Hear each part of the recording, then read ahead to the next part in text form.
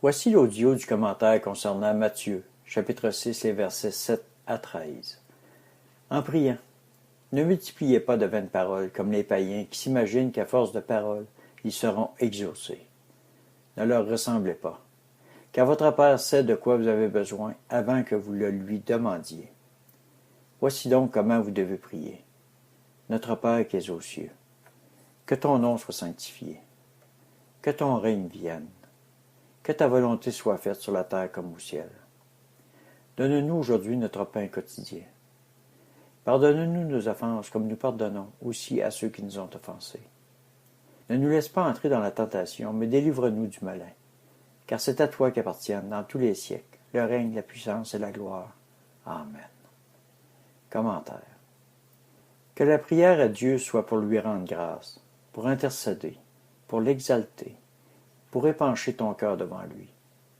Que la prière à notre Seigneur soit d'un cœur sincère et avec des mains et des pensées pures devant sa majesté.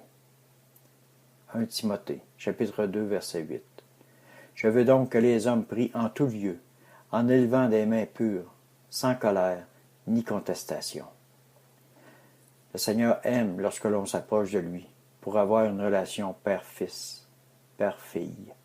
Le Seigneur, par contre, n'aime pas ceux et celles qui prient pour être vus ou être entendus de tous, pour être adulés du monde qui les entoure.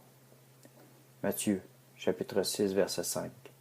Lorsque vous priez, ne soyez pas comme les hypocrites qui aiment à prier debout dans les synagogues ou au coin des rues pour se montrer aux hommes. En vérité, je vous le dis, ils ont reçu leur récompense. Même Jésus, lors de son ministère, se retira à l'écart pour avoir cette intimité avec son Père. Luc, chapitre 22, verset 41. Puis il s'écarta d'eux d'environ un jet de pierre, se mit à genoux et pria.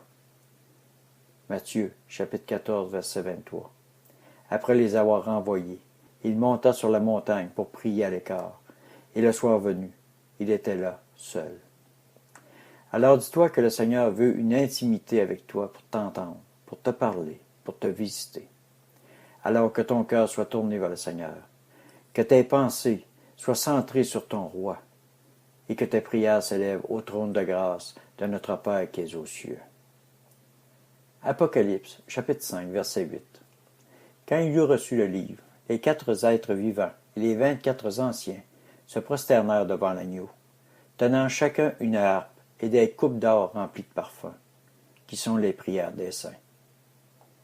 Apocalypse, chapitre 8, versets 3 et 4.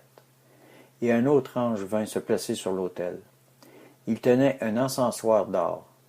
On lui donna beaucoup de parfums pour les offrir, avec les prières de tous les saints, sur l'autel d'or devant le trône.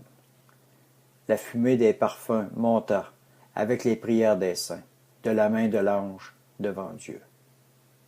Merci Seigneur pour cette exhortation.